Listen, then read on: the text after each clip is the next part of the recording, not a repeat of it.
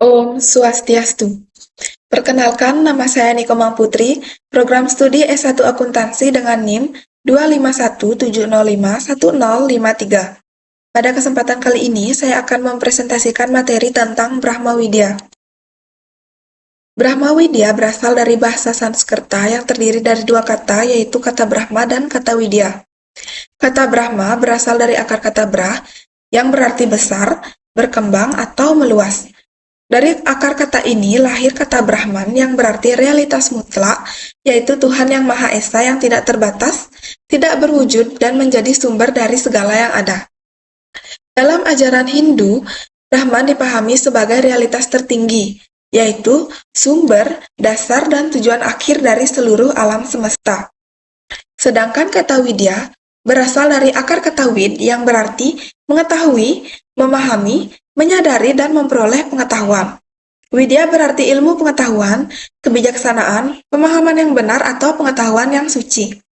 Jadi, Brahma Widya adalah ilmu pengetahuan tentang Brahman sebagai realitas tertinggi, yaitu ajaran yang membahas hakikat Tuhan, hubungan antara Tuhan dengan jiwa atau Atman, serta tujuan akhir kehidupan manusia untuk mencapai kesadaran sejati dan pembebasan rohani yang disebut dengan moksa.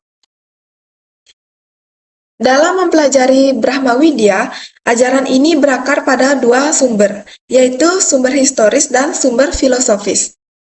Sumber historis berkaitan dengan perkembangan konsep Brahman melalui teks-teks Weda, yaitu teks-teks suci agama Hindu yang paling tua. Perkembangan historis ini dapat dijelaskan melalui beberapa tahap. Yang pertama yaitu pada zaman Weda.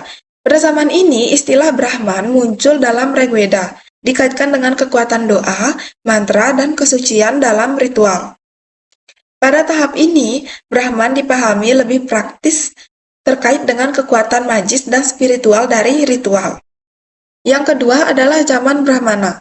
Pada zaman ini, para pendeta menekankan makna mistik dari ritual yajna atau pengorbanan.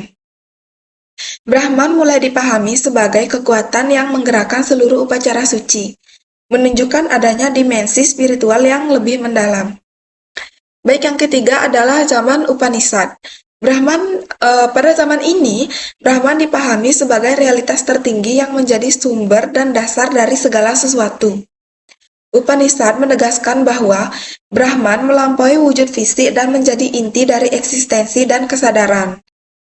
Nah, sumber historis ini memberikan dasar pengalaman praktis dan tradisi spiritual yang mengajarkan manusia untuk menyadari keberadaan Brahman dalam kehidupan sehari-hari. Yang kedua ada sumber filosofis. Sumber filosofis berasal dari pemikiran dan kajian konseptual mengenai Brahman yang dikembangkan dalam aliran Vedanta, Bhagavad Gita, dan Brahma Sutra. Beberapa aspek pentingnya yaitu meliputi yang pertama hakikat Brahman atau onotologi. Brahman digambarkan sebagai Sat Chit Ananda eksistensi, kesadaran, dan kebahagiaan mutlak yang melampaui ruang, waktu, dan sebab akibat. Yang kedua yaitu Nirguna dan Saguna Brahman. Dan yang ketiga, hubungan Brahman dan Atman.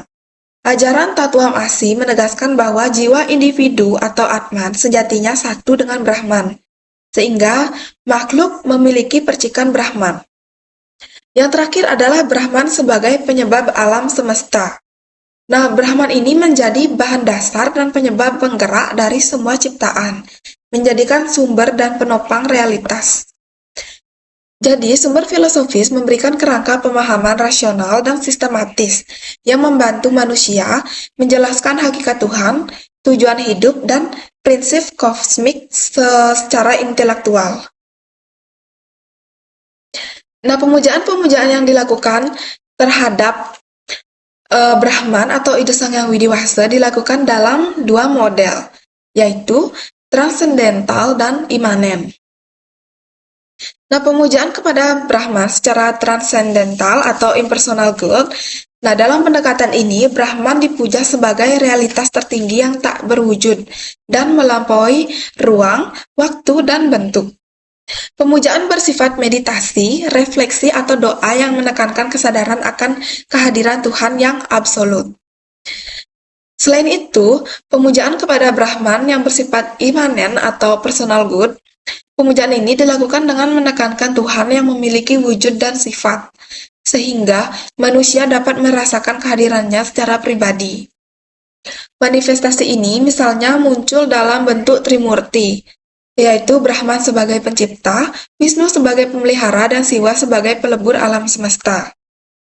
Dengan kedua model ini, manusia dapat menyembah Brahman baik sebagai entitas mutlak tanpa wujud, maupun sebagai Tuhan yang dapat dipahami melalui wujud dan atribut. Sehingga, pemujaan menjadi lebih fleksibel sesuai pemahaman dan pengalaman spiritual individu.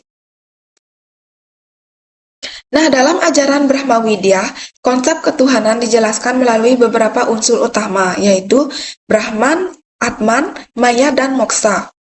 Brahman adalah realitas tertinggi, sumber dari segala yang ada, tidak terbatas dan melampaui ruang serta waktu.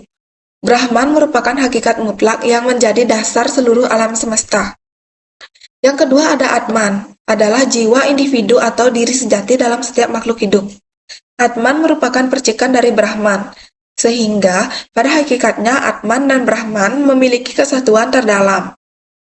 Yang ketiga ada Maya. Maya adalah kekuasaan ilusi atau ketidaktahuan yang membuat manusia melihat dunia sebagai terpisah dari Brahman.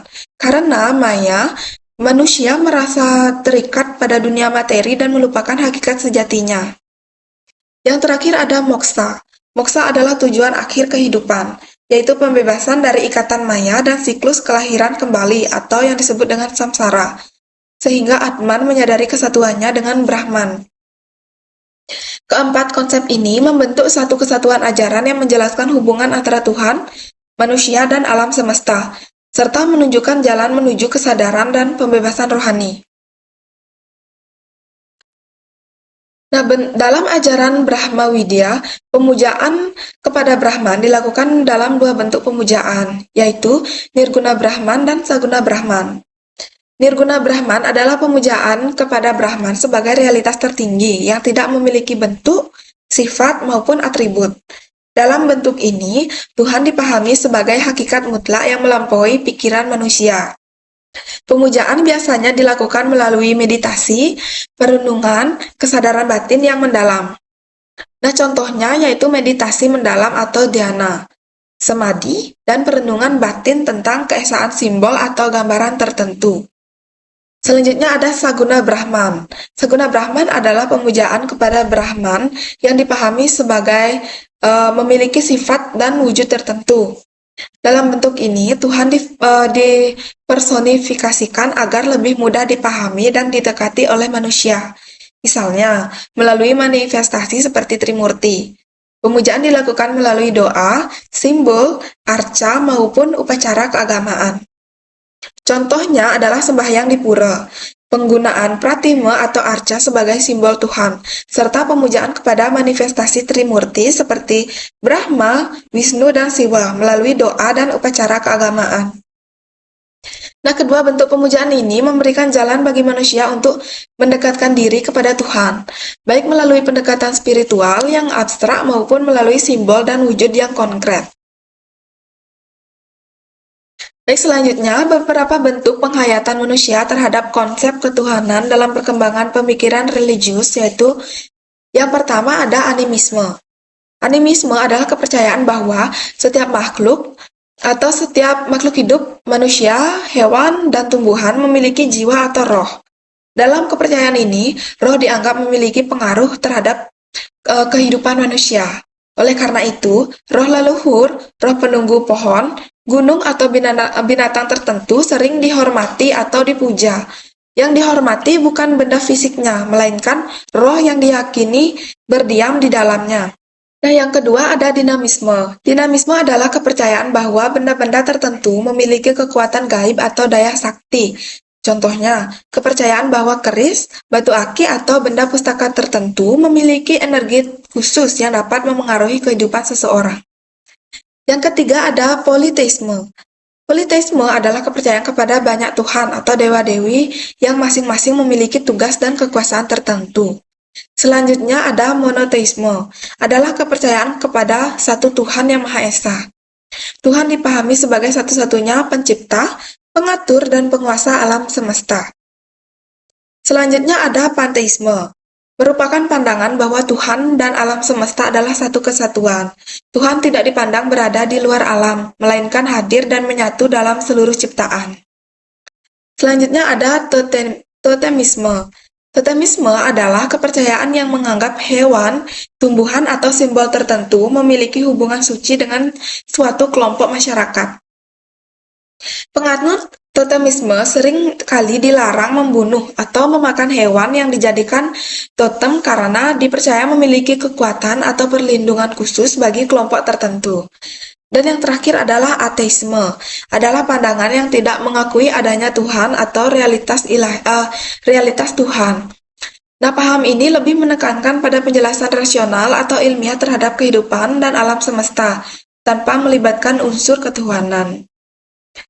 Jadi, berbagai bentuk penghayatan ini menunjukkan perkembangan cara manusia memahami keberadaan dan hakikat Tuhan, mulai dari pemahaman yang sederhana hingga yang bersifat teologis dan filosofis. Nah, selanjutnya adalah jalan menuju pemahaman tertinggi tentang Tuhan atau yang disebut dengan Catur Marga Yoga. Catur Marga Yoga adalah 4 jalan yang diajarkan dalam filsafat Hindu untuk mencapai pemahaman tertinggi tentang Tuhan. Yang pertama ada Jnana Yoga atau jalan pengetahuan. Nah, fokus pada pencarian kebenaran dan pemahaman diri. Praktiknya yaitu meditasi, studi kitab suci, refleksi diri, diskriminasi antara yang nyata dan maya. Tujuannya adalah mengenali Atman dan Brahman yaitu realitas tertinggi. Dalam Jnana Yoga ini berfokus pada studi kitab suci, pemikiran filosofis, dan introspeksi. Baik, selanjutnya adalah Bhakti Yoga atau jalan pengabdian. Bhakti Yoga ini mengutamakan cinta dan devosi kepada Tuhan. Praktiknya adalah puja, doa, dan menyanyikan mantra atau melayani Tuhan dengan penuh cinta. Tujuannya adalah menyatukan hati dengan Tuhan melalui cinta dan pengabdian. Yang ketiga ada Karma Yoga atau jalan tindakan. Karma Yoga ini fokus pada tindakan tanpa keterikatan pada hasilnya. Contohnya yaitu melayani orang lain, melakukan tugas sehari-hari dengan kesadaran spiritual. Tujuan dari Karma Yoga ini adalah membersihkan pikiran dari ego dan nafsu pribadi. Selanjutnya ada Raja Yoga atau jalan raja atau jalan meditasi. Fokus pada penguasaan pikiran dan tubuh melalui disiplin. Praktiknya adalah meditasi, kontrol napas atau pranayama, asana, konsentrasi, dan introspeksi. Nah, tujuan dari Raja Yoga ini yaitu menekankan pengendalian tubuh, pikiran, dan batin melalui disiplin, meditasi, dan latihan spiritual. Dengan mengikuti salah satu atau kombinasi dari keempat jalan ini, manusia dapat mencapai kesadaran tertinggi dan realisasi diri yang menyatu dengan Tuhan. Nah, selanjutnya yaitu penerapan Brahmawidya dalam kehidupan sehari-hari. Pemahaman tentang Brahmawidya tidak hanya berhenti pada teori atau pemujaan, tetapi menuntun kita untuk mengintegrasikan kesadaran spiritual ke dalam setiap aspek kehidupan, dari diri sendiri, orang lain, hingga alam semesta. Implementasinya dalam kehidupan sehari-hari bisa dilakukan melalui beberapa cara. Yang pertama ada meditasi dan refleksi diri. Meditasi dengan duduk tenang, fokus pada napas, dan merenungkan esensi diri, membebaskan ego dan meningkatkan kesadaran akan kesatuan dengan alam semesta. Nah, praktik ini menjadi fondasi kesadaran spiritual yang mendalam. Yang kedua ada harmoni dengan alam. Semua makhluk hidup merupakan manifestasi Brahman. Menghargai alam dan setiap bentuk kehidupan menjadi wujud nyata penerapan prinsip spiritual dan menegaskan hubungan harmonis dengan lingkungan. Yang ketiga ada sikap non-attachment, mengurangi keterikatan pada materi, status, dan kesenangan duniawi akan mencapai ketenangan batin dan keseimbangan hidup. Yang keempat ada etika dan moralitas, yaitu bertindak sesuai dharma, mengutamakan kejujuran dan menegakkan kasih sayang, membangun keharmonisan sosial dan keadilan dalam interaksi sehari-hari. Selanjutnya ada belajar dan merenungkan kitab suci. Nah, studi terhadap Upanishad, Bhagavad Gita, atau ajaran leluhur memperdalam pemahaman Brahma Widya dan memperkuat kesadaran universal sebagai panduan hidup. Yang terakhir ada pengembangan diri spiritual. Mengasah sifat sabar, bijaksana, dan welas asih, memperkuat kapasitas pengambilan keputusan yang selaras dengan nilai-nilai spiritual. Implementasi Brahma Widya bukan sekadar teori, tetapi prinsip hidup yang menyeluruh. Penerapannya mencakup meditasi, etika, hubungan sosial, dan interaksi dengan alam. Tujuannya adalah tercapainya kehidupan yang harmonis, bijaksana, dan selaras dengan diri sejati serta alam semesta. Baik, demikian presentasi dari saya. Terima kasih sudah mendengarkan dan memperhatikan dari awal sampai akhir. Semoga apa yang saya sampaikan bisa bermanfaat. Om Santi, Santi, Santi, Om.